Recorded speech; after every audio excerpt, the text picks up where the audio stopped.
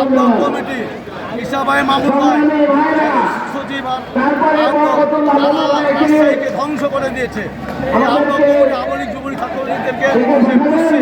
এর মধ্যে শুনতে পেলাম জুলাই মাসে আমলিকে যারা বড় বড় নেতা আছে তারা টাকা ইনভেস্ট করছে এদেরকে, তারা রাজশাহী সরকার পরিবেশ নষ্ট করার জন্য তারা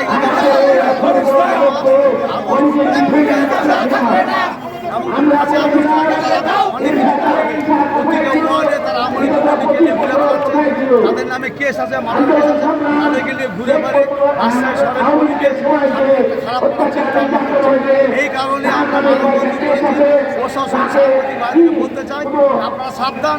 তারা অর্থ দিয়ে আমলিকের একটা অর্থ এই সবাই মামলার কাছে এসেছে, তারা লোক দিচ্ছে আমলিক দিয়ে তাদের ঘটনা ঘটাবে। এই জন্য আমরা প্রশাসনকে আপনাদেরকে সতর্ক সাবধানে থাকতে